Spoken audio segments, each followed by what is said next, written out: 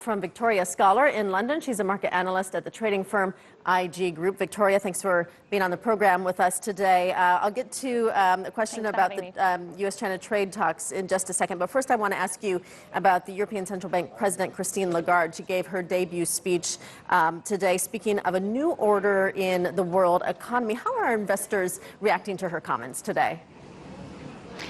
Yeah, well, it's very interesting to hear from Mrs. Lagarde. Obviously, it's the first time that we've heard from her in her new role as the head of the ECB. She's got this 8-year term ahead of her, and she's clearly setting out what she wants to achieve in this speech. One of the key takeaways has been the fact that she wants to focus on the domestic economy, and that's a bit of a nod to the fact that we know that there are those global uncertainties around growth and also the trade tensions going on. But in terms of policy, it looks like it's steady as she goes, continuing on with what Mr. Draghi was doing in the past. She also pointed to the fact that inflation remains below target, as we know, and growth is a little bit subdued as well. It's interesting as well to look at the PMI data that we had through this morning, coming in a touch weaker than expected for the composite figure. Manufacturing picking up, but still below that key 50 boom-bust line.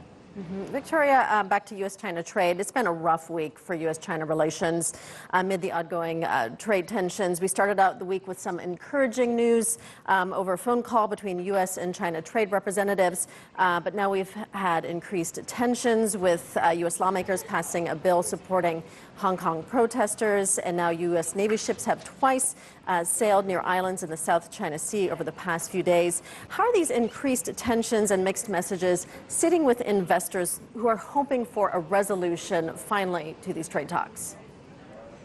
Well, it's so interesting because the markets are just so sensitive to these developments around trade. We get a positive remark, markets rally. We get a negative remark, and markets go down. That's why we've got to be keeping such a close watch on these trade tensions. But it just really seems as though it goes on and on. Like you say, it's been a volatile week for the markets, but we're seeing a bit of a pickup today.